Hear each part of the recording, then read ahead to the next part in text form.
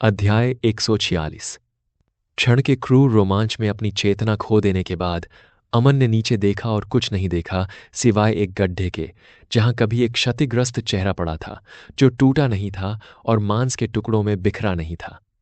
अमन का शरीर एक क्षण के लिए स्तब्ध रह गया और उसने अपनी आंखें बंद कर लीं। मौत। उन्होंने कई मौतें देखी थीं। वास्तव में उसने अपनी आंखों के सामने अनगिनत लोगों को मारे जाते और कत्ल होते देखा था। यह सब उस दिन शुरू हुआ जब उसकी मुलाकात उस रहस्यमय युवक से हुई जिसने उसे एक सुविधा स्टोर में रात्रिपाली के दौरान बचाया था। वह नहीं जानता था कि क्यों और कैसे, लेकिन अपनी सारी बुद्धि के बावजूद अमन पागलों की तरह उस व्यक्ति को खोजता रहा और अंततः उसे ढूंढ ही लिया। वह व्यक्ति जिसने स्वयं को क्रिमिनल हंटर कहा, लियोन। उस समय अमन का जीवन काफी कठिन था, इसलिए वह मरने का एक सार्थक तरीका खोज रहा था, इसलिए वह लियोन के साथ चला गया। वे छोटे मोटे अपराधियों की तलाशी लेते थे, जबकि लियोन बड़े गुंडों से निपटता था। इस वजह से पुलिस वालों के साथ उसकी अच्छी दोस्ती हो गई। यह सिलसिला यूं ही चलता रहा जब तक कि लियोन अचानक गायब नहीं हो गया और एक नोट छोड़कर चला गया जिसमें लिखा था, मुझे कभी मत ढूंढना। अगले दिन मैक्स ने उन्हें बताया कि लियोन अब यूएसएल में वांछित अपराधी है। लियोन के साथ अमन ने कई मौतें देखी थीं, लेकिन उसने आज तक कभी किसी की हत्या नहीं की थी। लेकिन अब जब उसने ऐसा किया था तो उसे अपनी मानवीय नैतिकता पर सवाल उठाते हुए डर या घृणा का एहसास नहीं हुआ, बल्कि वह शांत और संयमित महसूस कर रहा था। ऐसा लग रहा था जैसे उसके अंदर कुछ टूट गया हो, जैसे कोई बेड़ी जो उसे रोके हुए थी या बांधे हुए थी। अमन ने वहीं रुकने और अपनी मनःस्थिति का आनंद लेने का निर्णय लिया और किसी कारणवश उसे एक गहन अनुभूति हुई। मेजबान की मानसिकता में बदलाव महसूस करना। होस्ट करिश्मा बढ़ रहा है। उन्नयन के लिए शर्तें पूरी की गईं। सिस्टम का स्तर ऊपर जा रहा है। अमन ने भौहें चढ़ाकर अपनी आंखें खोली। अपग्रेड? अचानक? होस्ट, पहले आप में इरादे और दृढ़ता की कमी थी, लेकिन अब आपकी मानसिकता एकदम सही है और आप काफी आगे बढ़ गए हैं। आने वाले समय के लिए सिस्टम को खुद को अपग्रेड करने की जरूरत है। आने वाला क्या है का जिक्र आते ही अमन का चेहरा उदास हो गया। आने वाली चीजें?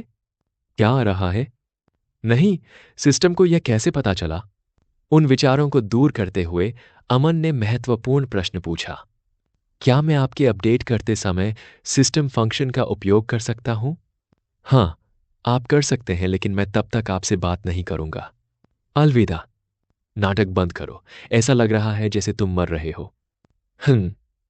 अमन को एक भिनभिनाहट सी आवाज महसूस हुई, जैसे सिस्टम बंद हो गया हो।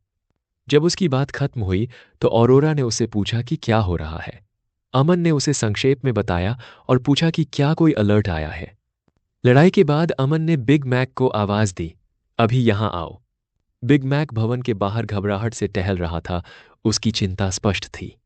लेकिन तभी उसके ईयरपीस में महिला एआई की आवाज गूंजी, जो जरूरी और आग्रहपूर्ण थी, जल्दी अंदर आ जाओ, स्थिति गंभीर है। बिना किसी हिचकिचाहट के बिग मैक ने अपनी टीम को आगे बढ़ने का आदेश दिया। चलो चलें, आगे बढ़ें। उन्हें डर था कि एआई की तात्कालिकता को देखते हुए अमन खतरे में पड़ सकता है। जैसे ही वे दरवाजे से अंदर घुसे, वहां का दृश्य अराजक और भयावह था। बिखरे हुए शवों और टूटे हुए फर्नीचर को देखकर बिग मैक का चेहरा पीला पड़ गया। फर्श पर लाशें बिखरी पड़ी थीं, कुछ अप्राकृतिक अवस्था में, विकृत अवस्था में। कुछ पर गोलियों के निशान थे और फर्श खून और टूटे हुए फर्नीचर के मलबे से सना हुआ था। वे लोग स्तब्ध दृष्टि से एक दूसरे को देख रहे थे और आपस में कुछ बुदबुदा रहे थे। क्या बॉस ने ऐसा किया? उनमें से एक ने कांपती आवाज में पूछा। वह निश्चित रूप से क्रूर है, एक अन्य ने अविश्वास में अपना सिर हिलाते हुए जवाब दिया। आह, जैसी कि उनसे उम्मीद थी, हमारा बॉस वाकई बहुत बड़ा आदमी है, तीसरे ने लगभग विस्मय में कहा। उनकी घूरती निगाहों से परेशान होकर बिग मैक चिल्लाया, आलस्य बंद करो और काम पर लग जाओ, उन्हें देखो और ध्यान केंद्रित करो। तत्काल कार्यों से निपटकर बिग मैक अमन को ढूंढने के लिए ऊपर की ओर चला गया। मार्ग पर विनाश जारी रहा और जैसे जैसे वे ऊपर चढ़ते गए, स्थिति और भी बदतर होती गई। टूटे हुए दरवाजे, उलटे पड़े फर्नीचर और बिखरे हुए निजी सामान निरंतर हिंसा की तस्वीर पेश कर रहे थे। आखिरकार वे ऊपरी मंजिल पर पहुंचे और आखिरी कमरे का दरवाजा धक्का देकर खोला। जो नजारा उन्होंने देखा, उसे देखकर वे दंग रह गए। अमन एक फटेहाल आकृति के ऊपर बेपरवाह बैठा था। उसका चेहरा उसफरा, तफरी में भावशून्य था। कमरा अस्त व्यस्त था। टूटे हुए फर्नीचर के अवशेष और दीवारों पर खून के धब्बे थे। अमन के नीचे पड़ा आदमी लगभग बेहोश दिखाई दे रहा था। उसका चेहरा बुरी तरह से घायल और क्षतिग्रस्त था, जबकि अमन का ठंडा व्यवहार उसके सामान्य रूप से बिल्कुल विपरीत था। मैक की नज़र में अमन हमेशा एक कमजोर विद्वान लगता था, लेकिन अब उसके सामने खड़ा आदमी शिकार पर निकले एक खूंखार बाघ के समान था। सर, क्या आप ठीक हैं? बिग मैक ने आश्चर्य से पूछा। अमन शांत रहा। जिंदा लोगों को वैन में ले जाओ, मरे हुओं को ठीक से संभालो। हर कोई भाग्यशाली नहीं था। अमन ने जिन शराबियों को मारा था, उनमें से कुछ मर चुके थे, जिससे उसे बहुत आश्चर्य हुआ। एक क्षण के लिए तो वह स्वयं पर नियंत्रण खो बैठा, लेकिन मैक को पता चल गया कि उनकी स्थिति पहले से ही बहुत खराब थी और अमन के घूंसे उनका गला घोंटने के लिए पर्याप्त थे। एक बदकिस्मत व्यक्ति गिर गया, जहां उसकी गर्दन अजीब स्थिति में मुड़ गई, जबकि दूसरे की पीठ लकड़ी के टूटे हुए मलबे से टकरा गई। अनजाने में अमन ने 6 लोगों की हत्या कर दी थी। हालांकि हैरानी की बात यह थी कि रोमन बुरी तरह घायल होने के बावजूद बच गया था। यहीं पर अमन ने रोमन की आंखों में एक अनोखी चमक देखी। अमन को मैक के दिल में एक तूफान सा महसूस हुआ। उसने पहली बार मैक को इस तरह के भाव के साथ देखा था। मैक, क्या तुम ठीक हो? हाँ बॉस, बस मुझे कुछ अप्रिय बात याद आ गई। उसका जवाब सुनकर अमन ने उसका कंधा थपथपाया और कहा, अगर तुम्हें मुझसे कुछ चाहिए तो कह दो। समय आने पर मैं अवश्य ऐसा करूंगा। मैक ने अमन को अर्थपूर्ण दृष्टि से देखते हुए उत्तर दिया। पहरेदारों ने कुशलतापूर्वक बेहोश लोगों को इकट्ठा किया और उन्हें वैन में पहुंचाया और शवों को ठिकाने लगा दिया। वे जल्द ही अमन के घर पहुंचे और बंदियों को तहखाने में ले गए। अमन ने बेसमेंट की व्यवस्था का जायजा लिया और गार्डों को निर्देश दिया, उन्हें कुर्सियों पर बिठा दो और ध्यान रखो कि वे नियंत्रित रहें। गार्डों ने उसके आदेश का पालन किया और उन आदमियों को कसकर पकड़ लिया। फिर अमन ने न्यूरो लिंक उपकरण तैयार किए और उन्हें बंधे हुए गुंडों से जोड़ दिया। दिमाग को फिर से संगठित करना शुरू करो, अमन ने निर्देश दिया। उनकी पूरी वफादारी सुनिश्चित करो। जैसे ही प्रक्रिया शुरू हुई, अमन पैनी नजर से देखने लगा। उसका व्यवहार ठंडा और केंद्रित था, यह सुनिश्चित करते हुए कि प्रत्येक व्यक्ति पूरी तरह से उसके नियंत्रण में हो। अब नए गुलाम लाने का समय आ गया है। देर रात लौटकर अमन ने खुद को अच्छी तरह साफ किया और आराम से आराम करने लगा। हालांकि उसका शरीर ज्यादा थका हुआ नहीं था, लेकिन उसका मन थका हुआ था।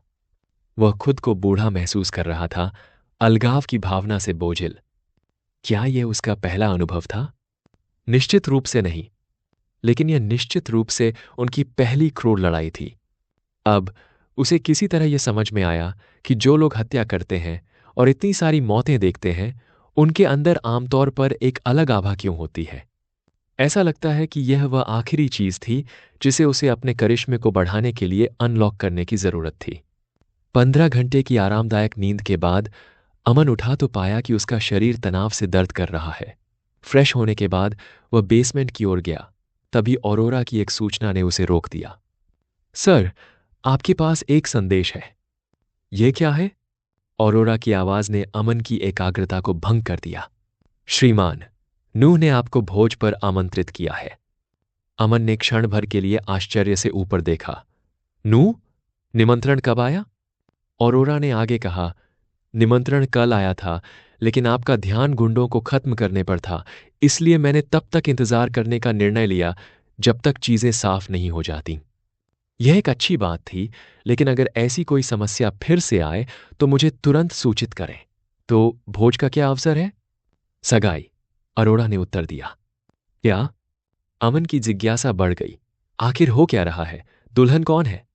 नूह ने ज्यादा जानकारी नहीं दी, लेकिन यह उसके लिए एक अहम घटना है। वह खुद सारी व्यवस्थाएं संभाल रहा है, अरोरा ने जवाब दिया। हालांकि मुझे कुछ सुराग मिले हैं, तो क्या आप कार्यक्रम में शामिल होंगे? बेशक मैं ऐसा करूंगा। मैं ऐसा अवसर नहीं छोड़ सकता। अमन ने एक घातक मुस्कान के साथ जवाब दिया। वह पहले से ही निमंत्रण के पीछे उस आदमी के असली इरादे का अनुमान लगा सकता था। यह निश्चित रूप से उन्हें नुकसान पहुंचाने की कोशिश थी। ऐसा ही हो, वह साथ खेलेगा। अमन ने निमंत्रण पर विचार किया। उसका मन इसके निहितार्थों पर विचार कर रहा था। नूह को बता देना कि मैं आऊंगा। ध्यान रखना कि हमारी उपस्थिति दर्ज हो जाए। औरोरा ने सिर हिलाया। मैं तुरंत पुष्टिकरण भेज दूंगी। बार के निजी कमरे में नूह शांत भाव से लेटा हुआ था। उसके होठों पर एक करिश्माई मुस्कान थी। अपना सिर नीचे झुकाकर जॉन ने अभ्यासपूर्वक सहजता से उसे पेय पिलाया। कमरा गंभीरता और प्रत्याशा की भावना से भरा हुआ था, जो जॉन, केन और जेस्पर, नूह के वफादार साथियों और कुत्तों की आंखों में प्रतिबिंबित हो रहा था। उत्सुकता और चिंता के मिले जुले भावों के साथ केन ने चुप्पी तोड़ी। क्या वह निमंत्रण स्वीकार करेगा? नूह ने धीरे से हंसते हुए कहा। उसकी आवाज लगभग मजाक जैसी थी। जरूर करेगा। उसके पास कोई चारा नहीं है। अगर उसने मना कर दिया तो उत्कल के उच्च वर्ग से बहिष्कृत होने का खतरा है। कोई मूर्ख ही ऐसे मौके को ठुकराएगा। जैस्पर आगे झुका। उसकी आंखों में द्वेष और आशंका का मिश्रण चमक रहा था। तो हम उसे अपमानित करेंगे? कोई बात नहीं, नोआ ने सहजता से अपने पेय का एक घूंट लेते हुए कहा।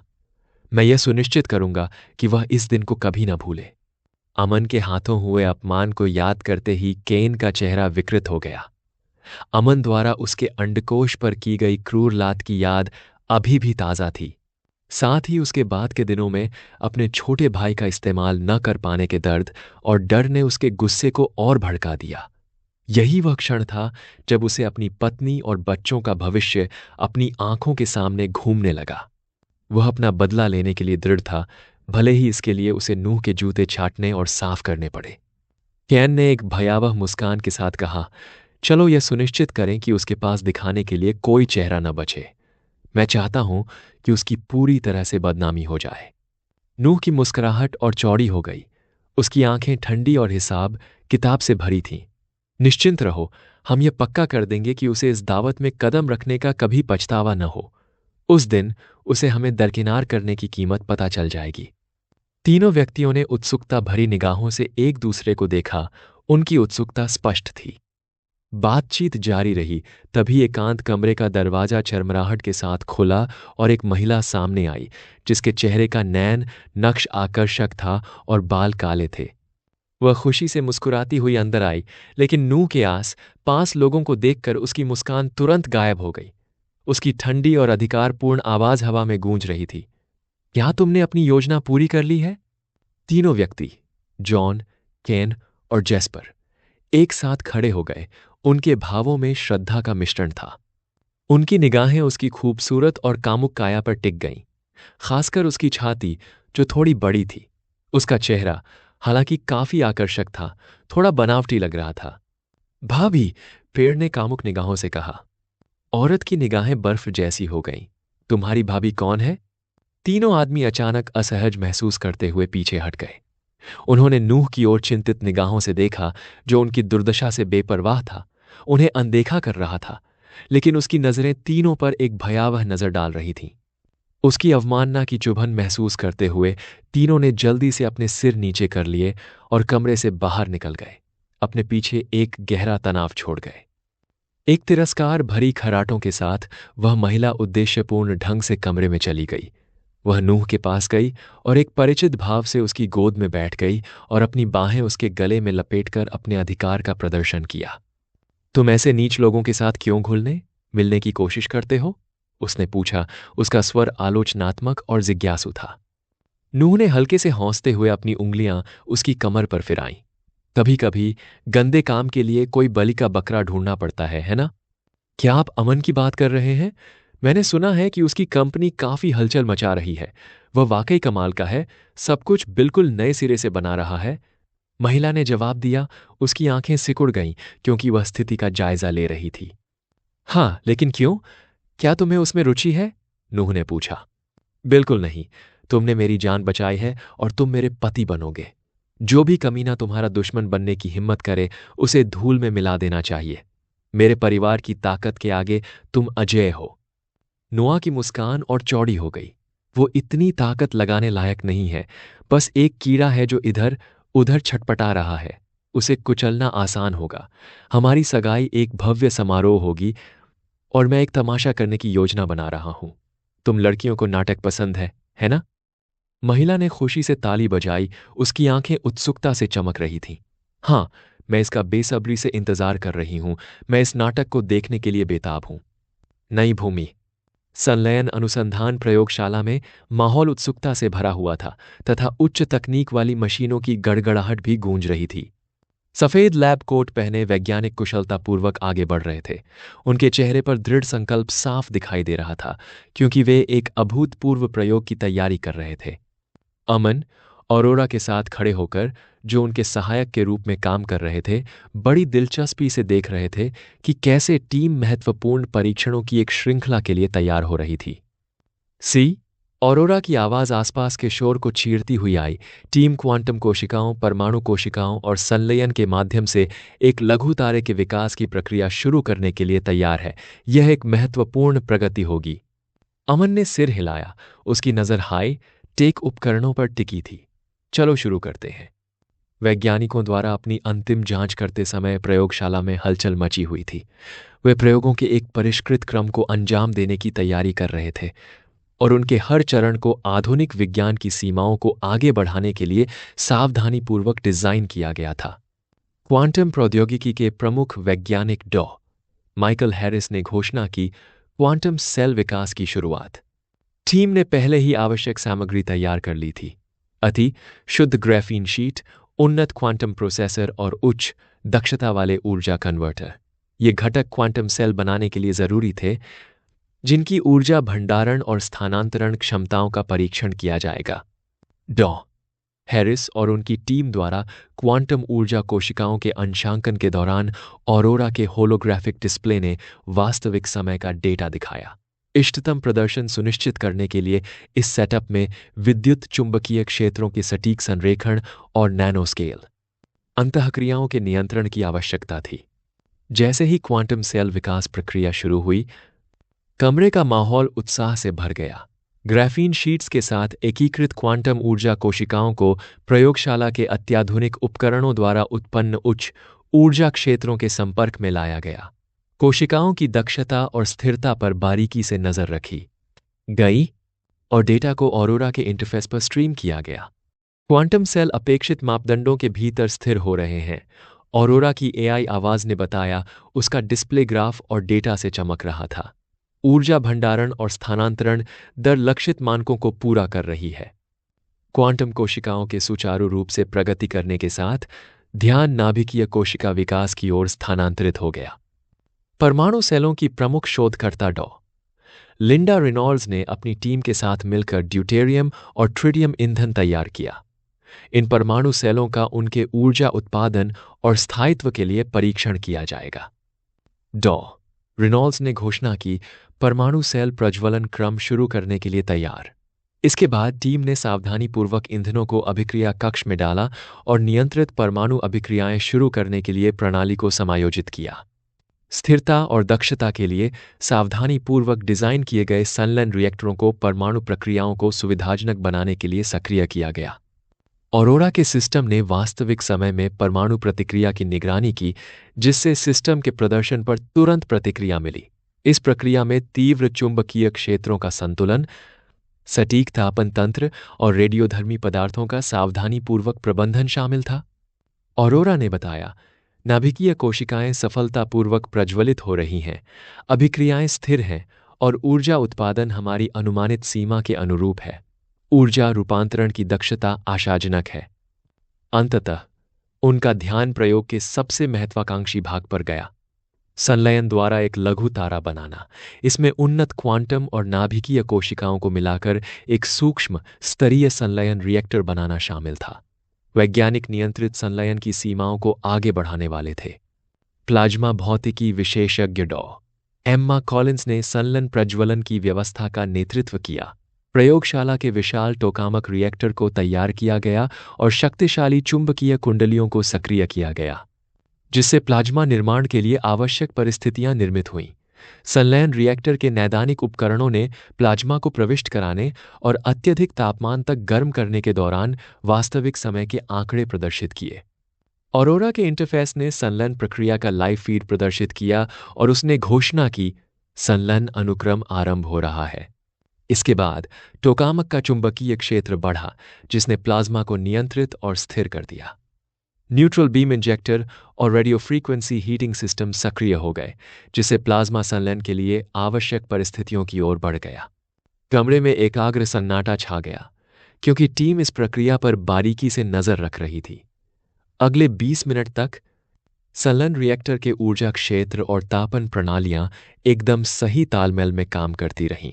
प्लाज्मा का तापमान और घनत्व उस बिंदु तक पहुंच गया जहां संलयन प्रतिक्रियाएं आसन्न थीं। अचानक प्लाज्मा ऊर्जा के एक विस्फोट के साथ फूट पड़ा, जो एक छोटे तारे जैसा लग रहा था। संलयन अभिक्रियाएं प्रज्वलित हुईं, जिससे एक चमकदार चमक पैदा हुई और आवेशित कणों का एक विशाल प्रवाह निकला।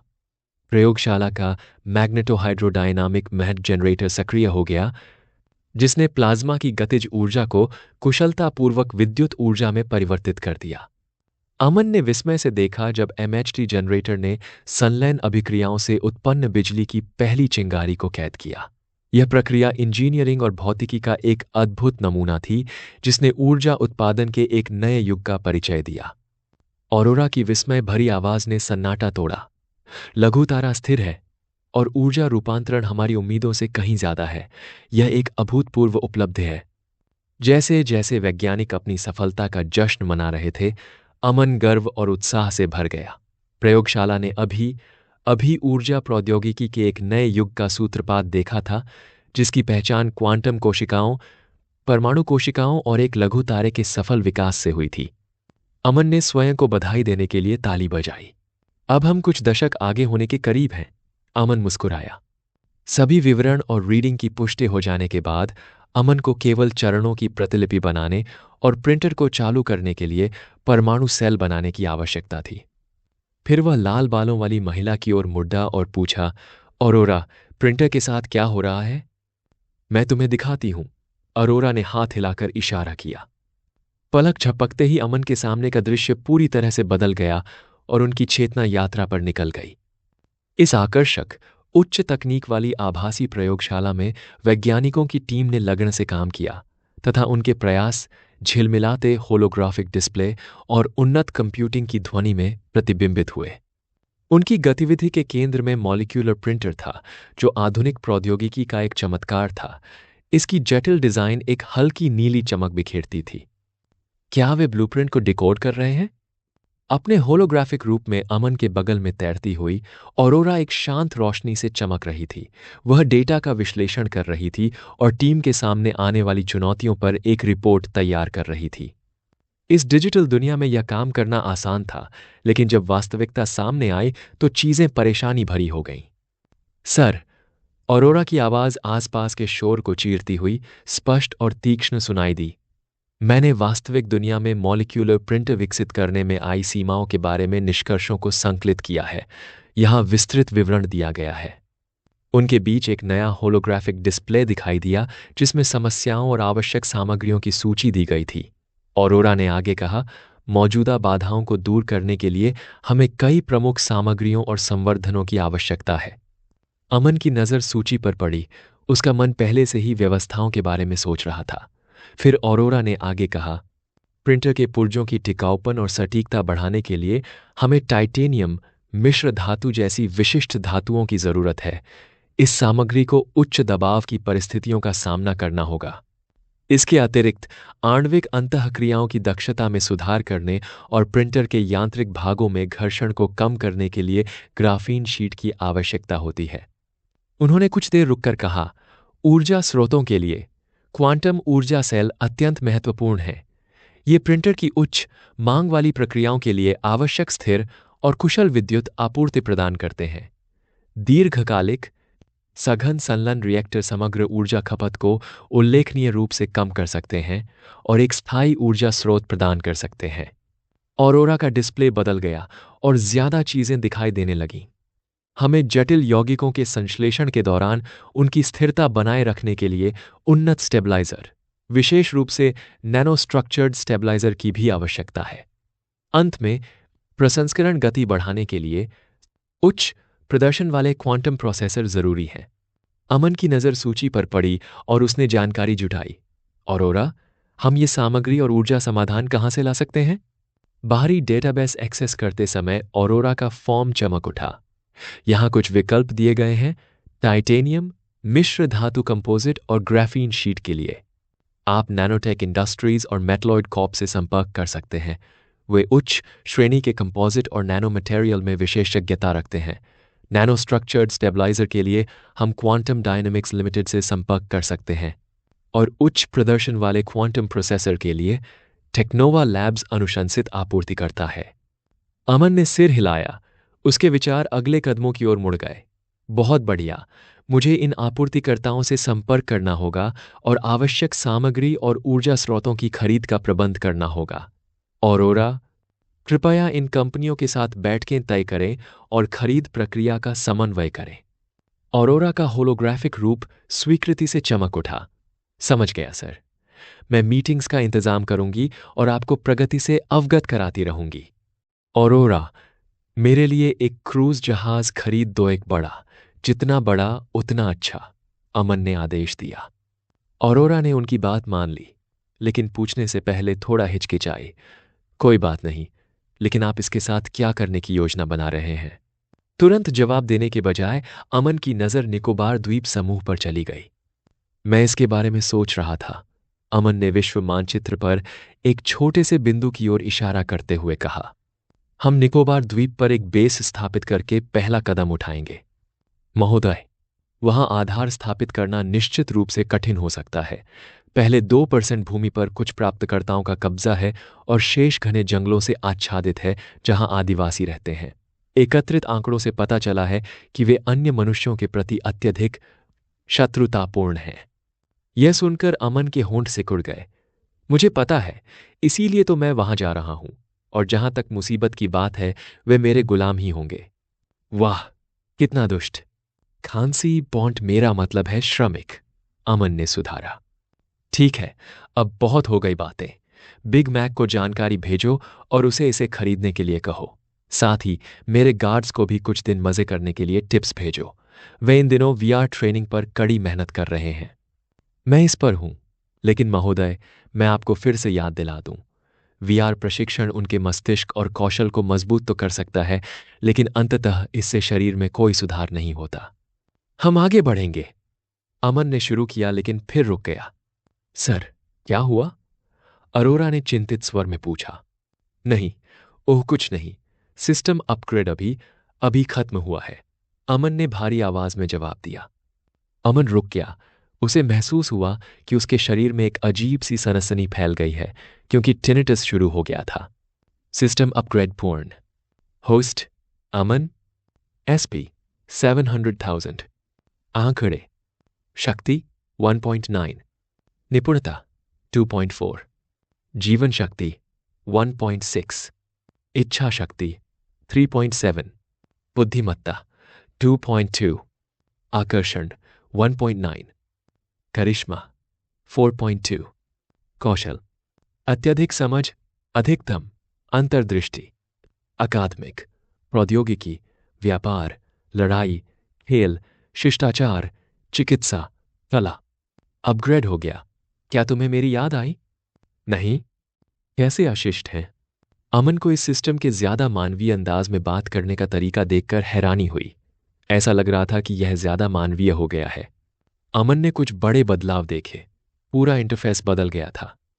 पहली चीज जिसने उसकी नज़र को आकर्षित किया वह था स्टेट वैल्यू में परिवर्तन, जिससे वह लगभग डर गया।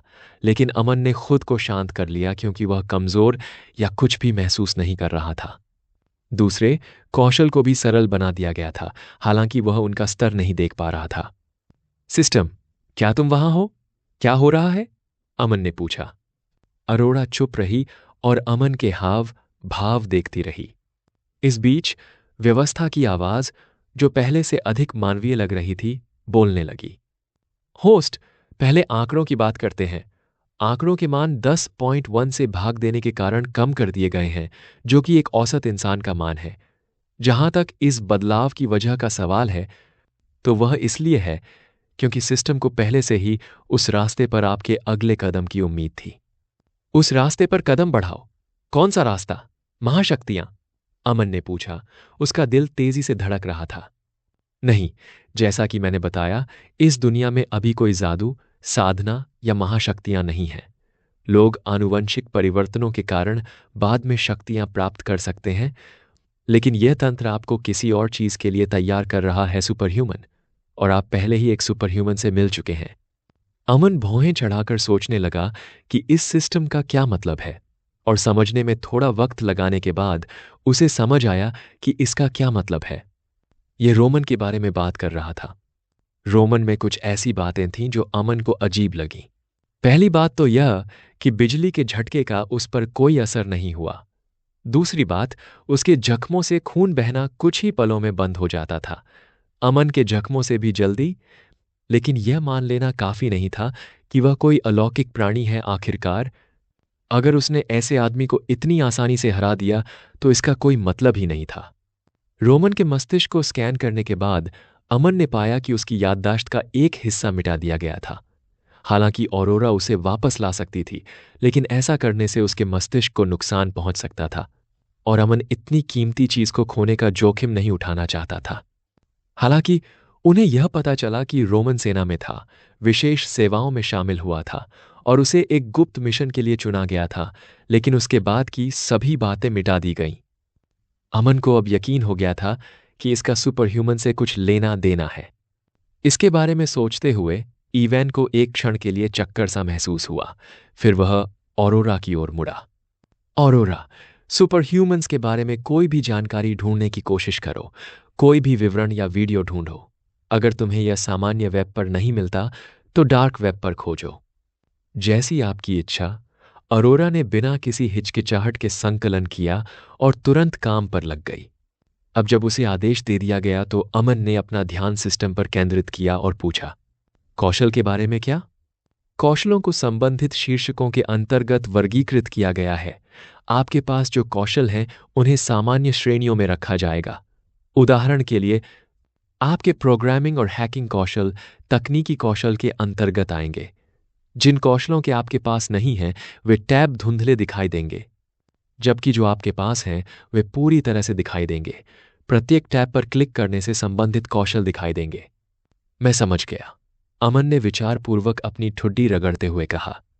ठीक तभी मुख्य मिशन तैयार हो गया है। मुख्य मिशन 1, बाजार पूंजीकरण में कंपनी का मूल्यांकन बढ़ाकर $100 बिलियन से अधिक करना। 2, छाया में छिपे उन शत्रुओं से बदला लो जो तुम्हें परेशान कर रहे हैं। 3, महानता प्राप्त करने की आकांक्षा रखने वाले व्यक्ति के रूप में विश्व पर सकारात्मक प्रभाव डालें। अमन की आंखें चमक उठीं और वह खुशी से चिल्लाने ही वाला था, लेकिन अंत में वह अपना धैर्य बनाए रखने में कामयाब रहा। सारा काम निपटाने के बाद वह अगले महत्वपूर्ण कार्य पर लग गया। परमाणु प्रिंटर को चालू करने का समय आ गया था। दिए गए ऑर्डर डिलीवर और स्टोर हो चुके थे। अब उन्हें छांटने का समय था। निर्माण योजनाओं को स्मृति में अपलोड कर लेने के बाद अब उसे केवल कार्य करना था। अमन ने 1 मीटर माप वाली एक वर्गाकार एल्यूमीनियम प्लेट चुनी और बगल वाले कमरे में चला गया। उन्होंने एक शांत जगह की तलाश की जहां वे ध्यान केंद्रित कर सकें, क्योंकि उन्हें पता था कि आगे का काम लंबे समय तक एकाग्रता की मांग करेगा। अत्याधुनिक तकनीक के साथ उनके प्रशिक्षण और अनुभव ने उन्हें इस निर्णायक क्षण तक पहुंचाया। अपने पीछे का दरवाजा बंद करने के बाद उसने एल्यूमीनियम की प्लेट फर्श पर रख दी और उसके पास बैठ गया। ध्यान केंद्रित करने का समय है, उसने अपने आप से कहा। फिर उसने अपने मन को शांत करने और कार्य के लिए स्वयं को तैयार करने के लिए गहरी सांस ली। फिर उन्होंने एक छोटा सा पेन के आकार का धातु का उपकरण निकाला जिसे उन्होंने स्वयं डिजाइन किया था। एक बार व्यवस्थित होने के बाद अमन ने नई विकसित परमाणु बैटरी से जुड़े उन्नत प्लाज्मा कटर को चालू किया। यह कॉम्पैक्ट इकाई, जो कम दूरी की प्लाज्मा किरण उत्पन्न करने में सक्षम थी, आगे आवश्यक सटीक कार्य के लिए अत्यंत महत्वपूर्ण थी। उन्होंने प्लाज्मा कटर को कैलिब्रेट किया और अधिकतम सटीकता और परिशुद्धता सुनिश्चित करने के लिए सेटिंग्स को समायोजित किया। उपकरण ने एक चमकदार नीली प्लाज्मा किरण उत्सर्जित करते हुए काम करना शुरू कर दिया। अमन ने ध्यान से किरण को एल्यूमिनियम प्लेट की ओर निर्देशित किया और अपना पूरा ध्यान अपने काम पर केंद्रित किया। प्लाज्मा कटर और स्थिर हाथों से अमन ने प्लेट पर जटिल कट और पैटर्न बनाना शुरू कर दिया। प्लाज्मा बीम धातु को बिना किसी प्रयास के काटती रही, जिससे पीछे साफ और सटीक रेखाएं बनती रहीं। इस तकनीक की मदद से अमन ने उस स्तर की बारीकियां हासिल की जो पारंपरिक औजारों से संभव नहीं थी। 3 घंटे से ज्यादा समय तक अमन पूरी तरह से तल्लीन रहा। उसके हाथ स्थिर रहे और वह प्लाज्मा कटर को चलाता रहा। उसने खुद को एक पल भी आराम नहीं करने दिया, क्योंकि उसे पूरा यकीन था कि कोई भी रुकावट उसे इस जटिल प्रक्रिया को फिर से शुरू करने पर मजबूर कर सकती है। वाह! अमन ने राहत की सांस छोड़ते हुए काफी देर तक ध्यान लगाने के बाद अपने माथे से पसीना पोंछा। पहला कदम आखिरकार पूरा हो गया। उसने इस शुरुआती चरण के पूरा होने की पुष्टि करते हुए कहा, बधाई हो सर, मशीनिंग प्रक्रिया पूरी हो गई है। किसी भी अनावश्यक देरी से बचने के लिए अब एल्यूमीनियम ब्लॉक बदलने का समय आ गया है। ऑरोरा ने अमन को उसकी उपलब्धि की सराहना करने के लिए कुछ पल देने के बाद बताया। इस पर उसने अपनी जगह से उठते हुए जवाब दिया, जहां वह घंटों से काम कर रहा था, पैरों में कोई ऐंठन महसूस किए बिना। लंबे समय तक बैठे रहने के बावजूद उसके मजबूत शरीर ने रक्त प्रवाह में रुकावट नहीं आने दी। वह मशीनिंग रूम में वापस गया और सीएनसी मशीनों से तैयार पुर्जों को सावधानीपूर्वक निकाला। एक सफाई उपकरण का उपयोग करने के बाद उसने नए मशीनी पुर्जों को साफ किया और फिर उन्हें भंडारण के लिए एक साफ मेज पर रख दिया। फिर उन्होंने एल्यूमीनियम के नए ब्लॉक निकाले और उन्हें सीएनसी मशीनों में डाला। ऑरोरा ने मशीनों को फिर से चालू किया और उन्होंने अपना काम फिर से शुरू कर दिया, नए जोड़े गए पुर्जों की कुशलतापूर्वक मशीनिंग की। एल्यूमीनियम प्लेट वाले कमरे में वापस आकर अमन अपनी जगह पर आ गया। उसने अपना ध्यान कार्य के अगले चरण पर केंद्रित किया।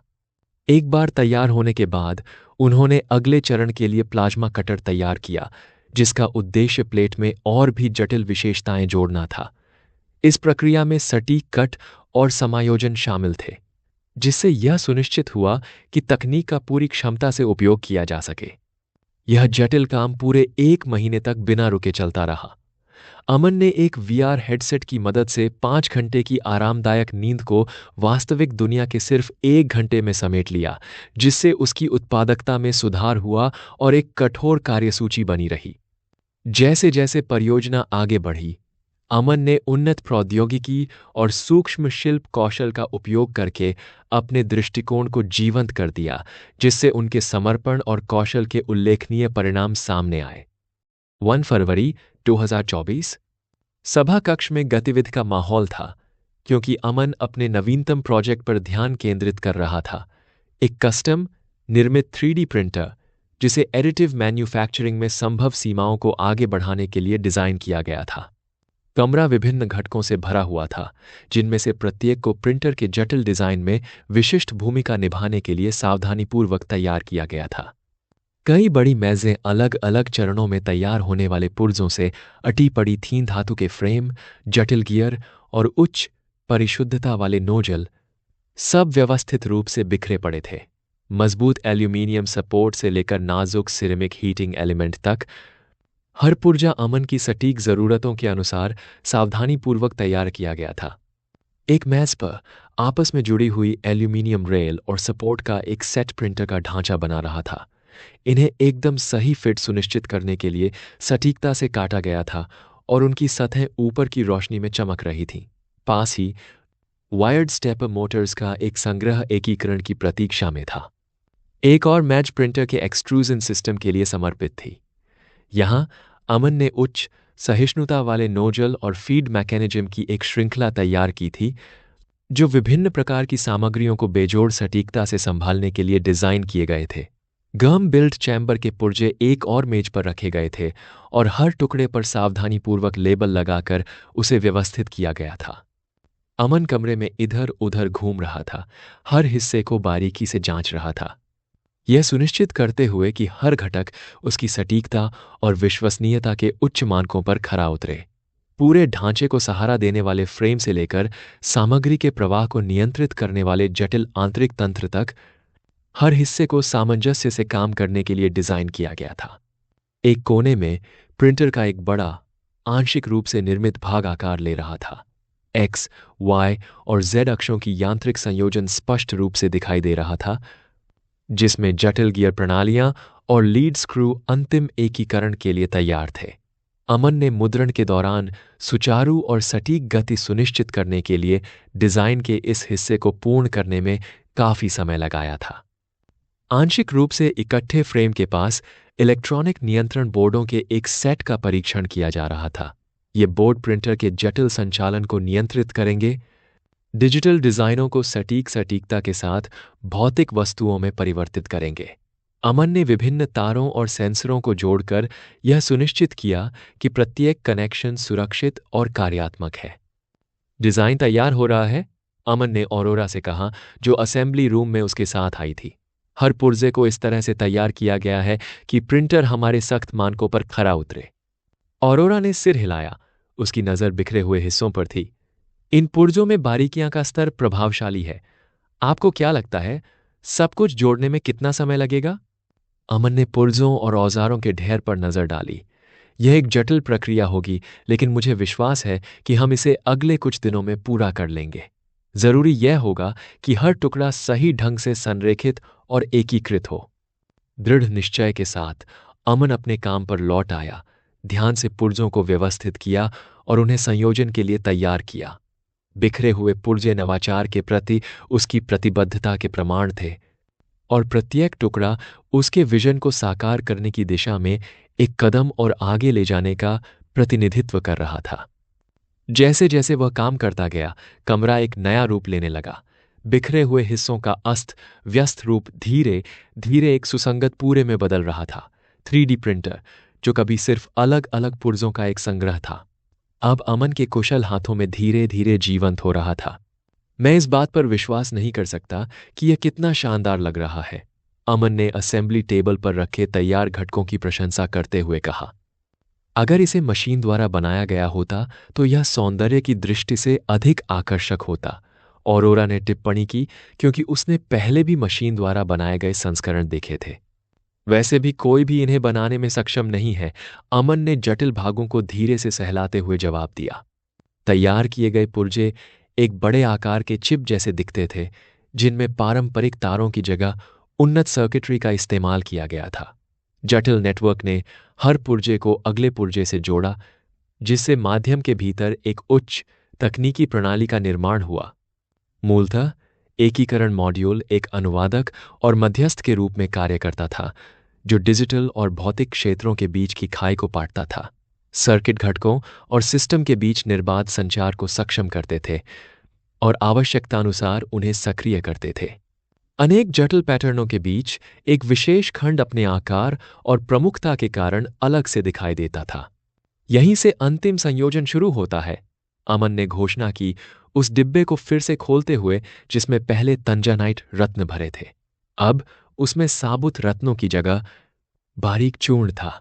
उसने एक गार्ड को निर्देश दिया था कि रत्नों को किसी विशेष सुविधा में कुचला जाए। अमन ने पाउडर तंजानाइट को विशेष रूप से तैयार किए गए कांच के कंटेनरों में डाला, जो सामग्री को सुरक्षित रखने के लिए डिजाइन किए गए थे, और जब तीनों कंटेनर भर गए तो उन्होंने उन्हें बंद कर दिया। फिर उन्होंने अपनी जगह पर वापस आकर एक सटीक तकनीकी उत्कीर्णन उपकरण का उपयोग करके प्रत्येक कंटेनर पर विशिष्ट पैटर्न उकेरना शुरू किया। पहले कंटेनर को पूरा करने में उन्हें 1 घंटा लगा, जबकि बाकी 2 कंटेनरों को पूरा करने में 2 घंटे अतिरिक्त लगे। काम पूरा करने के बाद अमन ने परमाणु बैटरी से जुड़े उन्नत प्लाज्मा जनरेटर को चालू किया। मशीन ने एक छोटी दूरी की प्लाज्मा किरण उत्पन्न की, जिसका उपयोग अमन ने कंटेनरों को ऊर्जा प्रदान करने के लिए किया। जैसे ही तंजानाइट पाउडर ने ऊर्जा को अवशोषित करना शुरू किया, एक चमकदार चमक उभरी, जो अगले चरण के लिए इसकी तत्परता का संकेत थी। अपनी प्रगति से संतुष्ट होकर अमन मशीन रूम में गया और मशीनों से अंतिम पुर्जों को सावधानीपूर्वक अलग किया। वह उन्हें स्टोरेज टेबल पर ले गया, जहां उन्हें असेंबल किया जाना था। उन्हें कहो कि आकर इन मशीन के पुर्जों को ले जाएं। अमन ने ऑरोरा को निर्देश दिया। पुर्जों को नई इमारत के असेंबली एरिया में पहुंचाना जरूरी था। आखिरकार मशीन को जोड़ने का समय आ गया है, अरोरा ने उत्साह से कहा। तकनीशियनों की टीम कमरे में दाखिल हुई और मशीन के पुर्जों को बड़ी सावधानी से संभाला। वे इस काम की अहमियत समझते थे क्योंकि उन्हें पता था कि अमन ने उनके उत्पादन में काफी समय और मेहनत लगाई है। जैसे ही अमन उनके पीछे नई इमारत में पहुंचा, उसका स्वागत बेदाग कारीगरी से तैयार पुर्जों को देखकर हुआ जो जोड़े जाने के लिए तैयार थे। एक साफ सतह पर सजाए गए वे उसके कुशल हाथों का इंतजार कर रहे थे। अब आइए अंतिम संयोजन शुरू करें, अमन ने उत्सुकता में अपने हाथों को आपस में रगड़ते हुए कहा। एक बार जब वह अकेला रह गया तो अमन उत्सुकता से हर पुर्जे को इकट्ठा करने लगा और उन्हें निर्धारित जगहों पर सटीकता से रखने लगा। अपने व्यापक अभ्यास ने उसे असेंबली प्रक्रिया से परिचित करा दिया था, जिससे वह आत्मविश्वास से आगे बढ़ सका। इस जटिल पहेली में हर हिस्से को अपनी जगह मिल गई। यांत्रिक पुर्जों को स्क्रू और बोल्ट से मजबूत किया गया, जबकि विद्युतीय पुर्जों को तारों पर ध्यान देकर जोड़ा गया। मशीन की संरचना आकार लेने लगी और हर पुर्जा एक पूरे में पूरी तरह से फिट हो गया। अगले 3 दिनों में अमन ने 15,000 से ज्यादा पुर्जों को बड़ी सावधानी से जोड़ा और उन्हें सटीकता से जोड़ा। अंतिम परिणाम एक विशाल आयताकार बक्सा था जिसकी सतह बेदाग थी और जिसमें आगे के पुर्जों के लिए एक स्पष्ट छेद था। लेकिन असली चिंता उस ऊर्जा कंटेनर को लेकर थी जिससे मशीन को ऊर्जा मिलनी थी। अमन को मशीन में एक परमाणु ऊर्जा सेल लगाना था जो इसके संचालन के लिए एक जरूरी हिस्सा था, लेकिन एक गंभीर खतरा भी था। अगर यह खराब हो गया या फट गया तो आधे शहर को भाप बना सकता था। इसकी शक्ति का परिमाण बहुत बड़ा था और अमन अपने ऊपर जिम्मेदारी के भारी बोझ को महसूस कर सकता था। बधाई हो सर। जब अमन ने 3 दिवसीय सभा पूरी की तो ऑरोरा की आवाज प्रशंसा से गूंज उठी। धन्यवाद ऑरोरा, अमन ने उसकी बधाई स्वीकार करते हुए सिर हिलाया। अब हमें इसकी कार्यक्षमता का परीक्षण करना होगा, ऑरोरा ने याद दिलाया। उसका उत्साह अभी भी स्पष्ट था। अमन ने स्वीकार किया। जब तक हम इसे चालू नहीं कर देते तब तक हम निश्चित नहीं हो सकते कि यह काम कर रहा है या नहीं। हालांकि उसके चेहरे पर मुस्कान उसकी संतुष्टि को दर्शा रही थी। फिर भी परमाणु ऊर्जा सेल की संभावना ने तनाव को और बढ़ा दिया। किसी भी दुर्घटना के संभावित परिणाम भयावह थे। यदि चीजें ठीक नहीं हुई तो यह उनके लिए अंतिम क्षण हो सकते हैं। सिस्टम, मैं अगले ही पल नहीं मरने वाला हूं। चिंता मत करो, अगर तुम मर गए तो मैं एक नए नायक की तलाश में निकल पड़ूंगा। मेरा मतलब है खोज में। अमन का गला लगभग घुट गया यह सुनकर, और इससे पहले ऑरोरा में कुछ गर्मजोशी के लिए कोसने की व्यवस्था थी। चिंता मत कीजिए सर, सब कुछ उच्चतम मानकों के अनुसार बनाया गया था और मैंने यह सुनिश्चित किया कि कोई गलती न हो। अरोड़ा ने उन्हें विश्वास से आश्वस्त किया। तो फिर चलिए परीक्षण शुरू करते हैं, अमन ने कहा और ऊर्जा कंटेनर को हाथ में पकड़े हुए मशीन की ओर बढ़ते हुए। अमन ने परमाणु ऊर्जा से चलने वाले कंटेनर को मशीन के निर्धारित स्लॉट में सावधानी से डाला। उसके हाथ स्थिर थे लेकिन मन चिंता से बेचैन था। कंटेनर एक आश्वस्त करने वाली क्लिक की आवाज के साथ अपनी जगह पर लॉक हो गया। फिर उसने मशीन को इमारत की बिजली व्यवस्था से जोड़ा और परीक्षण की अंतिम तैयारियां शुरू कर दी। सच्चाई का क्षण नजदीक आ गया था। गहरी सांस लेकर अमन ने मशीन चालू करने की तैयारी की, इस उम्मीद में कि उसकी मेहनत रंग लाएगी और परीक्षण बिना किसी दुर्घटना के पूरा हो जाएगा।